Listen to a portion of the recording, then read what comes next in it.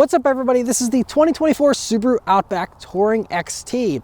So about the 2024 Outback, well, for 2023, it got a refresh here and continues on with that same styling here for 2024. The only change for 2024 is that the Wilderness versions get a slight tweak to their front end styling. But anyway, as far as the styling here, personally, I know styling is subjective, but I think that it's a downgrade in the looks department compared to the pre-refresh version, from the earlier model years. And, it is what it is, but I do really like this dark mahogany color. It's a really nice shade of dark red. And so anyway, the Outback continues on with 8.7 inches of ground clearance is standard here. That jumps to over 9 inches of ground clearance in those Wilderness versions. And, otherwise, it still is the very unique form factor that really only Subaru has managed to make successful, of a lifted wagon shape, a very car-like kind of design, but still making it rugged enough to convince many people that like SUVs to go for an Outback. And so the Touring version here is a little more upmarket looking with these, satin chrome finish for the side mirrors and the window trim, and even up there on the roof rack and all that. And then going on back there, everything's the same as it was whenever it debuted for the 2020 model year. And so, nothing new there. But, one thing I will add, though, the last thing about the styling here is that, yes, it's more polarizing, but last year, the Outback regained its #1 spot in the Subaru lineup as far as sales goes. I think they sold over 150,000 of these things last year, even with the new refresh that they introduced last year. And so clearly buyers don't mind this look. So again, it's all subjective, and clearly Subaru knows what they're doing, because this thing is still the #1 seller within the Subaru lineup. The interior of the Outback really hasn't changed over the past 4 years. There's just a couple little tweaks that they've made here over the past few years. Most recently, as we got wireless Apple CarPlay and wireless Android Auto. There's also the camera rearview mirror that's now available now, and 2 of the USB jacks are now USB-C. So that's pretty much it. Otherwise, I will refer you to my full in-depth interior review that my wife and I did on the Outback whenever this generation first came out in 2020. I'll link that at the end of this video. You can go watch that for all the details on this interior. But the Outback interior continues to be spacious, roomy, nice back seat, nice large cargo area, and really nice and plush, especially here in these touring trims. And so it definitely feels very nice. The only last thing I will add is this infotainment system hasn't gotten any kind of speed boost in the last 4 years, which I was hoping it would, because, like, for example, unlike other Subarus where you have manual heated seat controls, physical controls, it's all on the screen. And sometimes this screen is just really slow to boot up, and it's just slow to respond for the first minute or two there. And so it really is annoying having to, have a delay with putting on your heated seats, turning on radio stations. I mean, even swiping, you can see, doesn't happen very smoothly there still. And again, we're 4 years into this infotainment system, and it still is laggy, but I can say that the wireless Apple CarPlay connected flawlessly and was really fast every time. So that is at least one good spot, but the baked-in Subaru infotainment system still leaves a little bit to be desired. But let's start up and go for a drive. The Outback here uses the same Subaru key they've used for the past few years here. Still is a really nice key, though. Just feels nice, looks nice. And so it is keyless access, keyless entry, and push button start on everything except the base trim. Base trim still uses a twist key, but everything else from premium and up uses the keyless access here. So you just leave the key in your pocket, hit the engine start button here, and it starts right up. All right, so setting off here in the Outback XT. So the first thing you notice about this vehicle, I guess you could say the first thing that I'm noticing is the great visibility you have here in the Outbacks. It's always been really good. You have a nice high seating position, great view forward, nice little thin A-pillars, great view out of the sides, view out of the back is great. Again, especially if you have that camera rearview mirror, then you never have any obstructions whatsoever. The other thing, though, that I always notice is this Subaru CVT. The CVT transmission that this vehicle uses is not the best CVT out there, to be totally honest. It's just not quite as smooth as some of the competitors. It doesn't mimic a regular automatic like most of the other competitors do. And the strangest thing is just the throttle calibration. And especially it's made worse with these turbo versions with this XT, where it's just all over the place. So the way I liken it is it feels like you have a partially deflated balloon under your right foot, and then that is connected to the gas pedal almost, where you kind of get a response, but then you're pushing it too far, and then it catches up, and then it's like, oh wait, and then with the turbo, that adds even more, and then all of a sudden you're going faster, and it's always a guessing game with the throttle response of, am I going with too much gas or too little gas, and you're always going back and forth, trying to finesse your throttle inputs. And with the non-turbo versions, it's fine. I've gotten used to it. It's not a big deal, and I'm actually totally okay with it. It's tolerable. And the non-turbo, in the turbo here, it's gotten a little bit better. I don't know if they have made tuning tweaks in the past few years, because it was really bad a few years ago. Maybe I'm just slowly getting used to it, or maybe they have made changes, I don't know. But all I can say is that now it's a little more manageable. I still don't love it. It still isn't my favorite automatic transmission and throttle response calibration by any long shot, but I'm able to use it more, and I've been driving this vehicle for a week already, and it hasn't actively annoyed me as much as it has in prior years with, Outbacks. Now, the great thing about these Outbacks is if you can get used to that, the rest of the driving experience is very nice and relaxed. You have nice light steering. It is pretty vague though, so again, not an enthusiast vehicle by any means. It's actually some of the most disconnected feeling steering that I've felt in a while. It's just really, it just feels kind of artificial, honestly. It doesn't feel like it's really connected to anything. But the other things are really good. So you have great brakes. They're nice and responsive right as you tip into the brake pedal there. And, all that stuff works really well. It's also really nice and smooth with the ride, pretty quiet as well.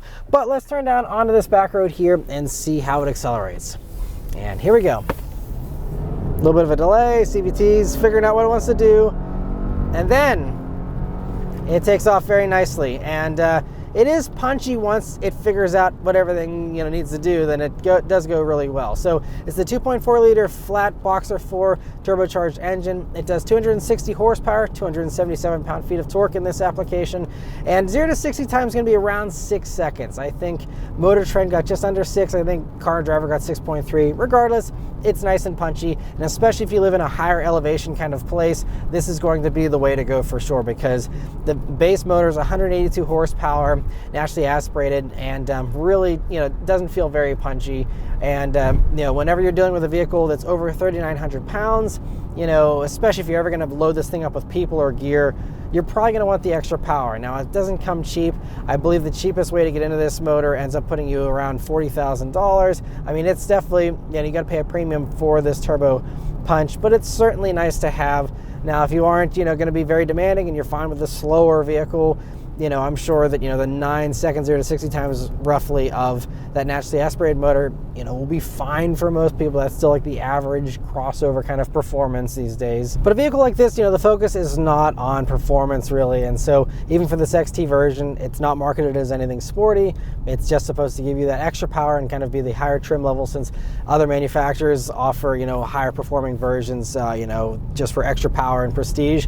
And this is really all that really accomplishes. Also, though, we're on this little bit of a rougher road that usually generates some more road noise. And you can hear, it's still pretty quiet in here, really nice and refined. But anyway, we're coming up some corners here that I always take, and let's see how the Outback XT handles. Now, we are on a rainy road today here, so the roads are kind of damp. So, not going to be any kind of sporty handling here going on. But the thing with the Outbacks, and I mean, it hasn't changed again for the past 4 years, so I can just echo the stuff that I said 4 years ago.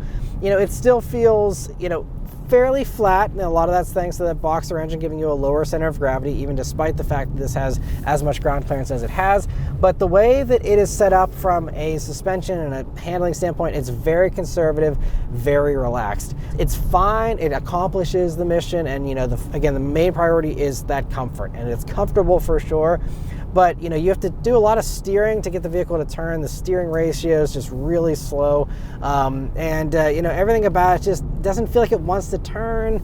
And then once you do start approaching the limits of grip, you can tell that it immediately just wants to understeer.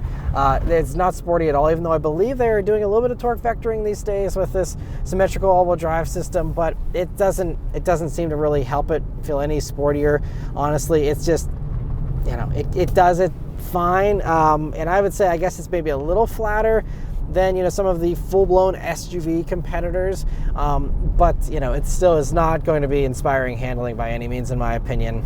Gets the job done, and that's about all I can say about it. And I just have to add that for anyone, if you are watching one of these videos and you're remembering the days of the sporty Outback XTs of old and stuff, I mean, this is not going to be, I think, what you're looking for these days. I think if you're someone who wants a responsive turbocharged Subaru with good handling, you have to just get a WRX. And it's unfortunate we don't have the WRX wagon or hatch here in the States anymore, but get one of those with a manual, put a roof box on it if you need extra cargo space. And honestly, that would be my solution, because as an enthusiast and someone who's loved the Subaru brand for a long time, the Outback still, just to me, it's fine. And again, it's about a mass vehicle, again, that sells over 100,000 units a year, that's just supposed to be a comfortable commuter. It accomplishes that mission totally fine, and if that's all you want out of this vehicle, you'll be happy.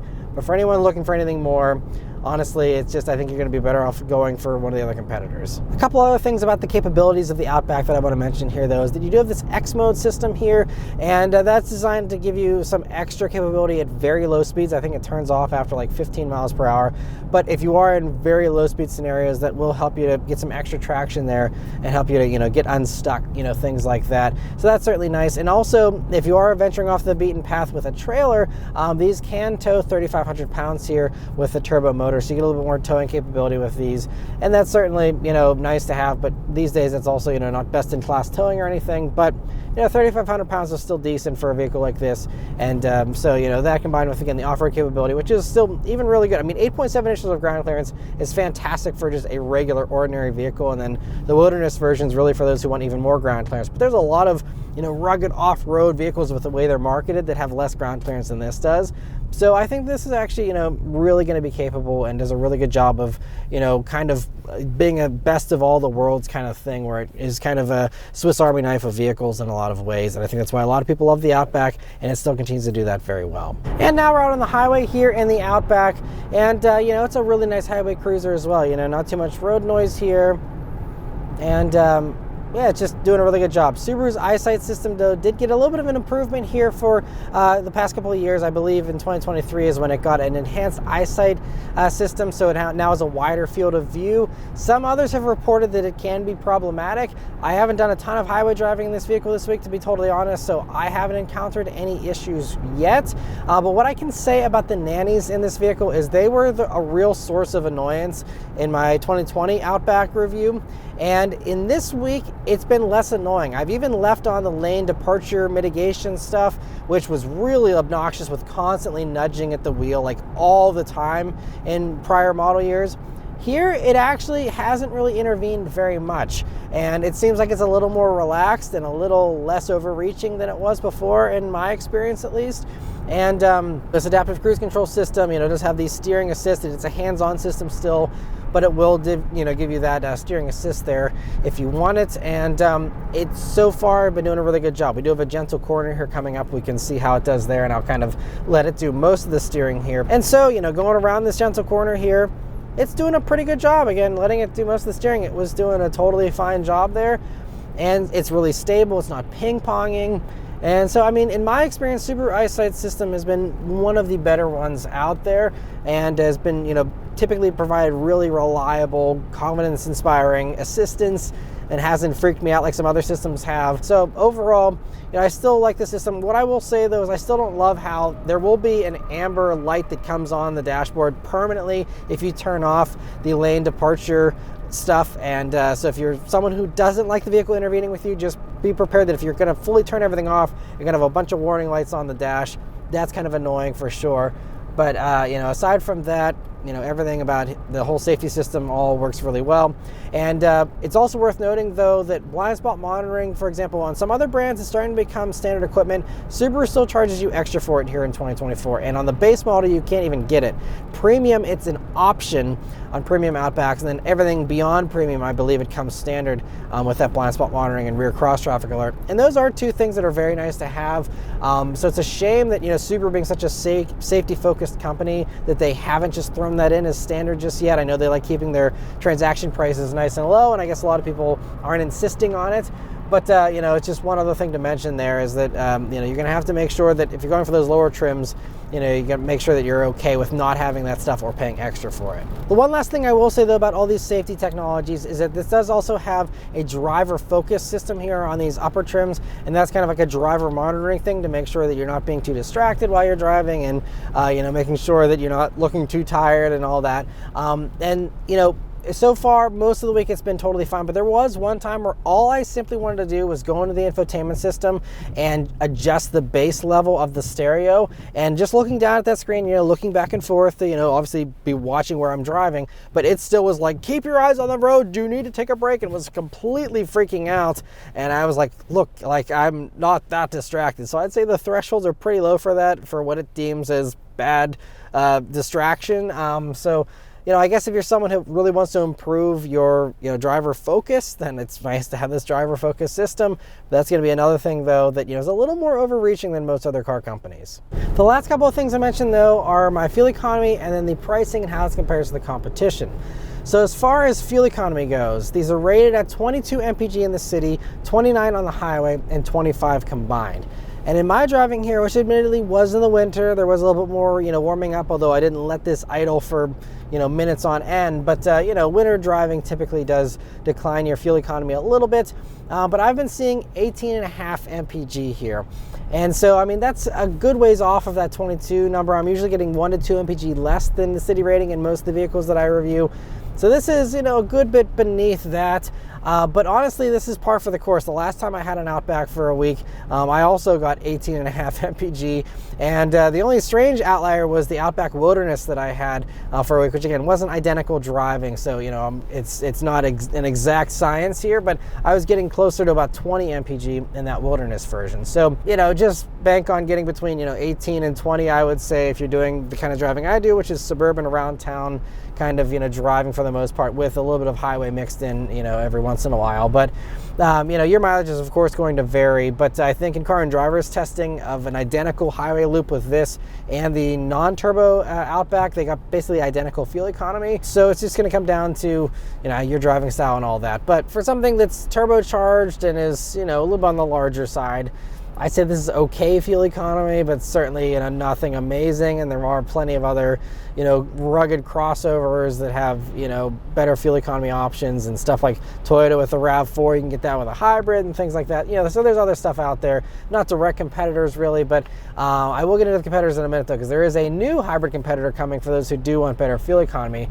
that I think is a really close competitor. But anyway, moving on to pricing and how this compares to that competition. So as far as pricing, these start just over $30,000 now for Outbacks here in 2024. And then this one, as tested, is just over $44,000 for this basically fully loaded Touring XT trim. This still, though, even with a Touring, you don't get like a wireless charging pad. That's an extra dealer add-on thing in the accessory catalog.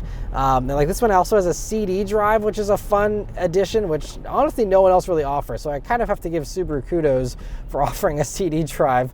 And I'm one of the few people that actually still appreciates CDs, so that is certainly could potentially even be a big selling point for some people. But you know, so anyway, you know, there's a few other things there that will, you know, be added on if you truly want to load one of these up. But you know, count on 45 grand, something like that. And you know, the thing with the Outback is there's really no direct competitors. You know, you have the more traditional SUVs that also have rugged versions, and those, you know, are pretty similarly priced. And then if you want to go for a lifted wagon like this is, really all you have to, you know, choose from are the luxury competitors. The Volvo, the Audi, the Mercedes all have, you know, a similar kind of formula here, but those are all going to start at least 10 grand more expensive basically, and, you know, go up from there and be very much more expensive than this. So not really honestly competitors in my mind. If you are someone who's looking at those, this is a great value if you're willing to go down to a Subaru. But outside of that, you know, I don't really think there's any direct competitors. You know, I'd say that the closest ones these days, some people do cross shop these with Toyota 4Runners, which is really apples and oranges in my opinion, from, you know, a truck-based, very dated kind of thing to this, which is going to feel a lot more modern and smooth and all that. You know, very different vehicles. Same with Honda Passport. It's a little closer to the latest size unibody, but even that is kind of different with its execution than this is. But the biggest competitor that's coming here this year and is brand new is the 2024 Hyundai Santa Fe. That has actually kind of lifted wagon, kind of boxy styling. I mean, the kind of more going after like the Land Rover Defender and stuff with the styling. But to me, that is like the closest I've seen in a long time to a real Outback competitor. And pricing for the Santa Fe just came out after I filmed this video.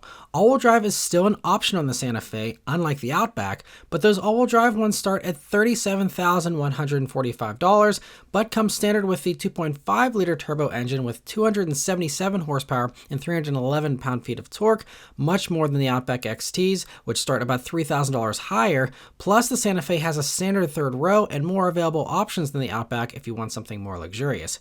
At the top end of the lineup, the Santa Fe does come out about $5,000 more expensive, but it gives you things that are unavailable in the Outback, like digital gauges, ambient lighting, a relaxation seat, and a head-up display. It's a brand new interior that's beautiful. It's going to have a little bit more space, even be a little more adventure ready, and you know, is really, I think, going to be a strong competitor and really make this Outback look kind of dated by comparison with its, you know, analog gauges and you know, just stuff that's been around for, you know, 4 or 5 years now. I think that's going to really be the freshest competitor for someone looking in a segment like this. And the thing about that Santa Fe is that they're going to be offering a hybrid version and a plug-in hybrid version.